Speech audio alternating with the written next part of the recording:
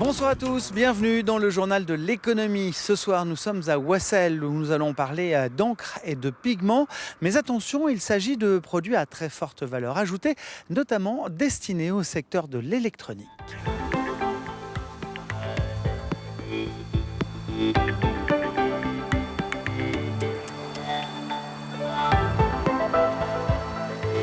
La production de colorants a démarré sur le site de Wassel entre 1914 et 1918.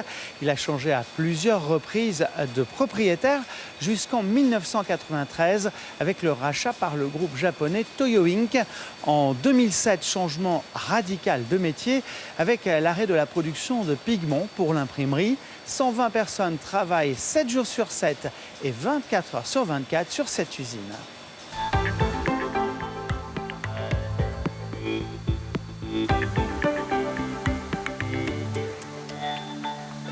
Et l'on va découvrir plus en détail le site avec son directeur général, Franck Girard. Bonsoir. Bonsoir. Alors je le disais il y a quelques instants, le site a connu un virage important il y a presque 10 ans maintenant.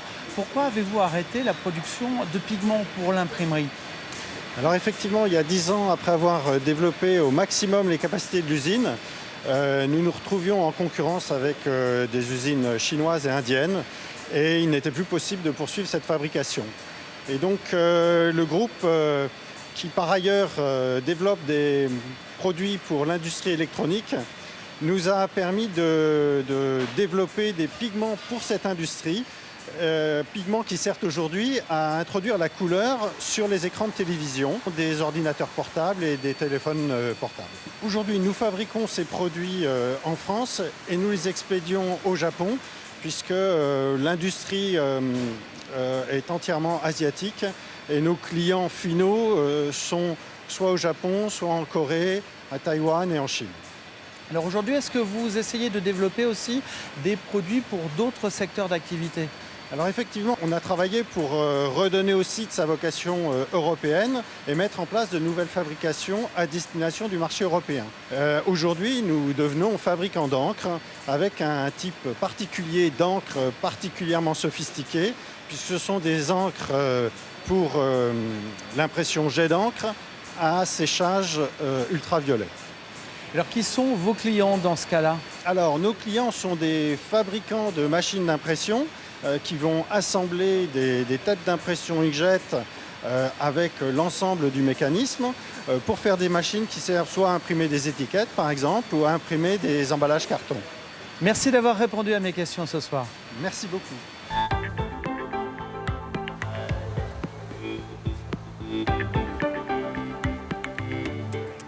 On a déjà évoqué la diversification du site de Wassel vers des encres à séchage au rayon ultraviolet. Marine Ribert, quel est l'intérêt de cette technologie ? Donc l'intérêt de cette technologie peut être multiple. Tout d'abord, d'un point de vue environnemental, vous avez des encres qui vont sécher sans émettre de solvant. On va parler d'encre sans émission de COV. Elles vont permettre aussi une productivité intéressante pour l'imprimeur et l'industriel final. Par exemple, à la maison, vous êtes sur de l'impression d'une page par minute. Là, on va parler de 50 mètres par minute.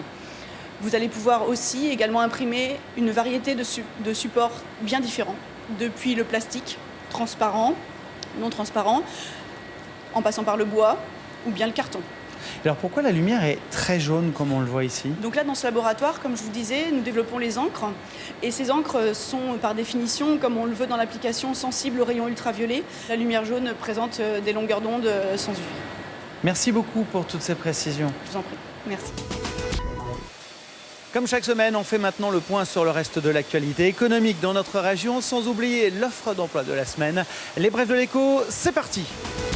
Après un an de chantier, la tranche numéro 4 de la centrale thermique EDF du Havre est sur le point de redémarrer. Ces travaux de rénovation permettent d'allonger sa durée d'exploitation jusqu'en 2035.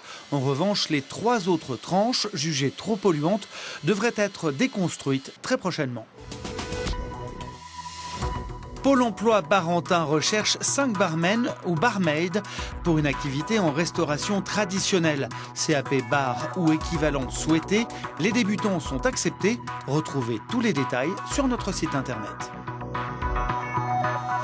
Notre portrait de la semaine est consacré à un équipement qui manquait à la métropole rouennaise, un centre des congrès.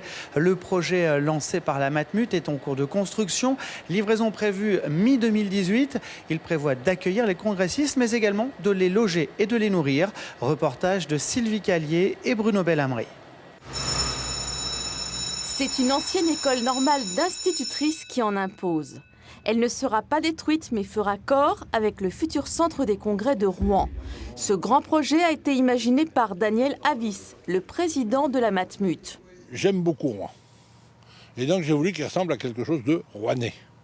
De rouennais qui soit fier de sa ville et donc quelque chose qui soit ouvert sur Rouen. On est en Normandie, la lumière peut parfois faire défaut, donc il faut quelque chose d'ouvert. Ce qui est original pour un palais des congrès, la plupart du temps on a des boîtes fermées, plus ou moins semi-enterrées. Là, on va essayer de faire quelque chose de très ouvert, de très clair, en respectant le patrimoine. Le département avait vendu le bâtiment de 1886 et son terrain 4 millions d'euros à la Matmut. En plus du centre des congrès, il y aura ici un hôtel de 120 chambres, un restaurant gastronomique, un spa et un parking souterrain de 500 places. Un projet complexe mené par 2 cabinets d'architectes. Ça impose déjà d'éviter le pastiche architectural, donc de bien trancher. On est sur cette opération en co-auteur avec l'agence Villemotte, donc Jean-Michel Villemotte, avec qui on travaille, je dirais à moitié sur le projet. Ça permet justement de se mettre aussi en accord et en esprit de construction en tout cas, par rapport à ce respect local auquel on tient fortement. Le centre des congrès est un investissement d'environ 80 millions d'euros. Il doit ouvrir au 2e semestre 2018. Une des conditions de son succès sera l'amélioration de l'accès à la ville de Rouen en train, mais aussi en avion. C'est déjà la fin du journal de l'économie, une émission que vous pouvez voir et revoir sur notre site internet. Très bonne semaine à vous et à mardi prochain.